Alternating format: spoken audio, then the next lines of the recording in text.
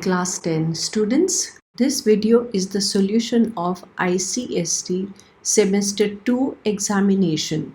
It is the specimen question paper for physics, and that is science paper 1, which is supposed to be held in March or April 2022. Pause the video when you can and solve this for yourself and then check it up with my solutions, okay? So, shall we begin?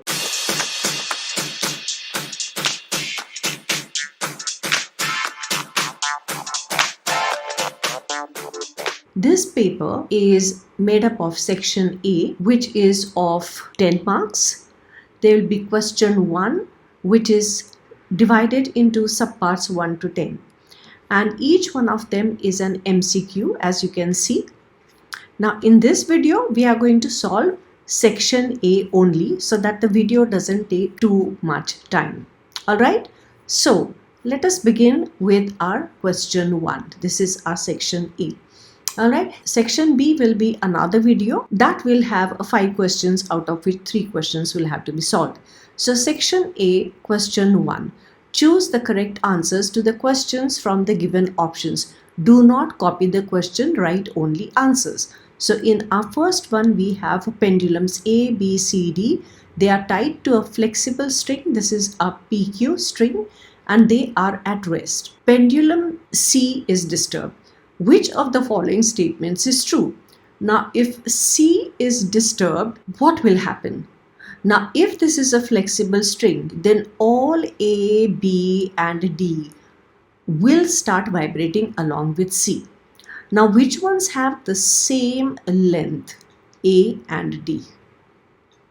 So, A and D are going to start vibrating with a larger amplitude due to resonance. So, A and D will show resonance, B will show forced vibrations. So, let us see the options. Only pendulum C will start vibrating. No, C is disturbed, so all will start vibrating. So, that's not the one. Pendulum A, B, D will also start vibrating and A and D will vibrate with maximum amplitude due to resonance is correct. But let us check C and D. Pendulum A, B, D will also start vibrating and vibrations of pendulum C are forced vibrations. Now this is definitely wrong. This is correct, but this is more accurate because along with this, we will have even A and D. They will show resonance, that is, they will show maximum amplitude and they will start vibrating in the same phase. So B is the option. Subpart 2, which of the following is not the characteristic of the parallel combination of the resistors? If one resistor is fused, the circuit does not become open. Now, open circuit means that it will stop functioning. If one resistor is fused, the other resistors will be functioning, which means it will carry on moving the current through the circuit. This is correct. Let us look at our B. The total resistance R is given by the formula. This is also correct. They are asking us which is not correct. The total resistance becomes less than the least resistor present in the combination. This also is correct. And the current through each resistor always remains the same. This is wrong because current through each resistor is inversely proportional to the resistance. Alright, so this is the correct option because they have said which is not the characteristic, and D is not the characteristic of parallel combination. The third subpart, which of the following statements is correct? Which is correct? Live wire has zero potential? No, it will have a high potential. So this is incorrect. Fuse is always connected in live wire. They are telling us neutral wire. So this is also not right. Potential of live and earth is always the same. Now live will be at a higher potential. Earth will be at a zero potential. How can it be same? So wrong. Earth wire is used to prevent electric shock. Yes, it's a safety device. So this is the correct one. Subpart 4. The diagram below shows a free conductor AB which is kept in the magnetic field and is carrying current from A to B. So the direction of the current is from A to B like so. To avoid confusion, complete path of the circuit is not shown. Alright. That's good. The direction of the force experienced by the conductor. Now, direction of the force is given by Fleming's left hand rule. Alright, now a left hand rule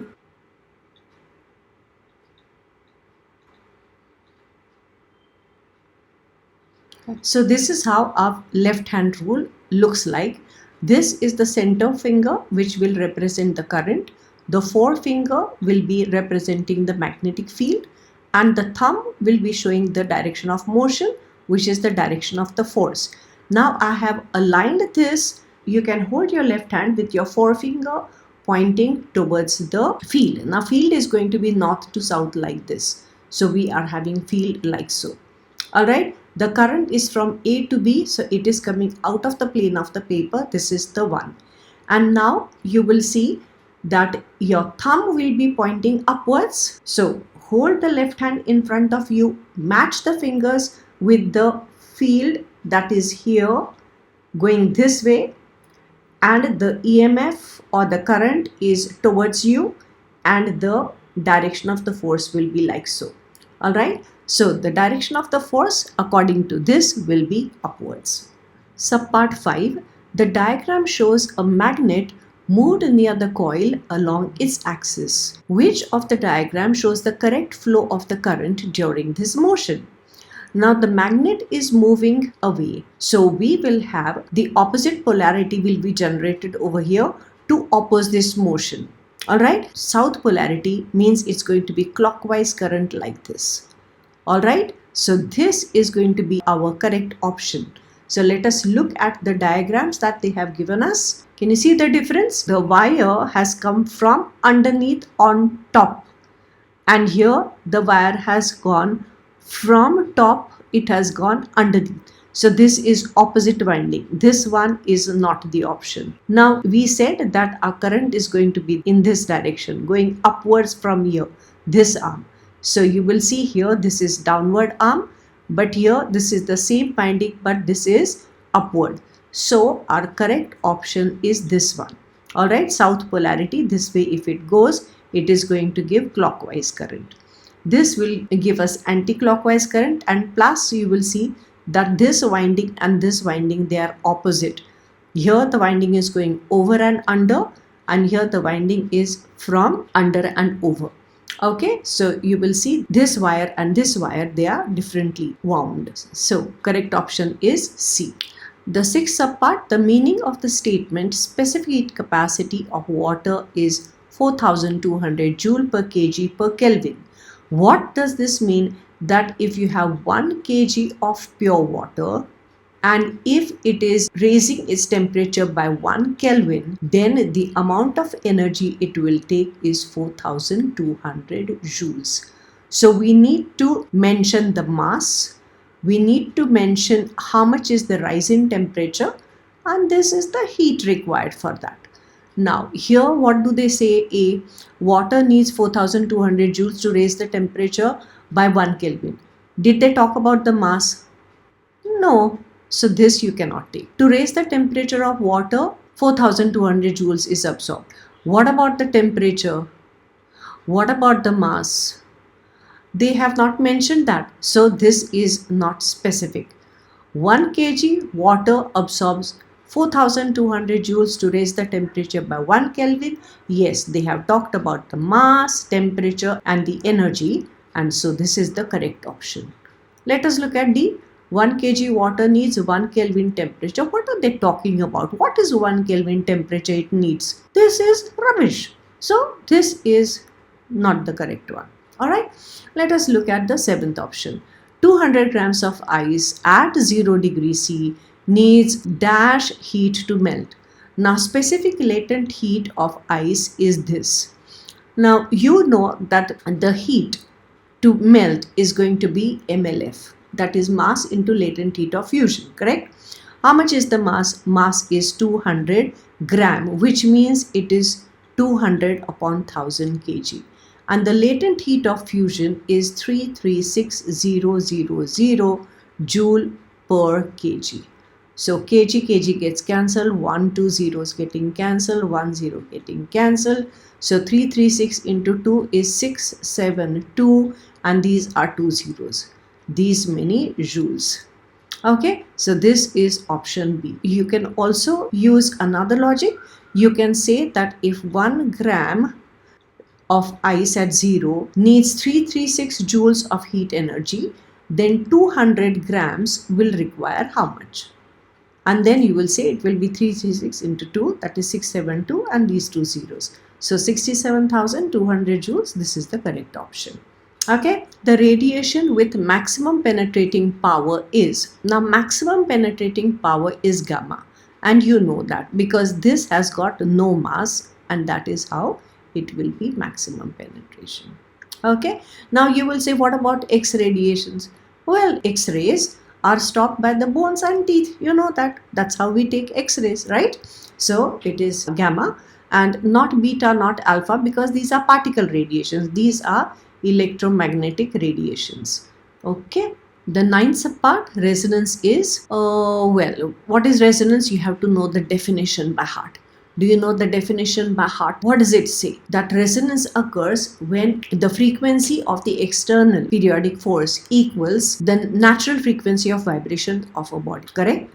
So, the force vibration in which amplitude remains constant, well, the loud sound is produced because amplitude increases. So, obviously, we cannot take this.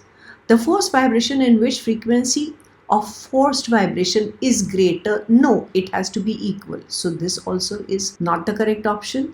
A forced vibration in which frequency of the forced vibration is equal to the free vibrations, yes, free vibrations, this is the natural frequency. Okay, free vibrations will be having natural vibrations, yeah, natural frequency. So C is the correct option, but let's look at D, a forced vibration in which frequency of the forced vibration is less. No, it has to be equal. So our C is the correct option. Let us look at the last one, the nuclear radiation which gets deflected towards the negatively charged plate in the electric field. Now, if it is deflected towards negatively charged, means they will be positively charged particles. Now, gamma, they are neutral. Ultraviolet, they are not the nuclear radiations. Beta is negative. Alpha is positive. So, the positive will get deflected towards negatively charged. So, the correct option is D. That finishes our section A. And now for section B, I will make another video because otherwise the video becomes too long. Alright, so section B will be having 5 questions, out of which 3 questions, that is 30 marks, will be obtained from section B. So we will see it soon. In the meantime, stay safe, stay healthy, and bye for now.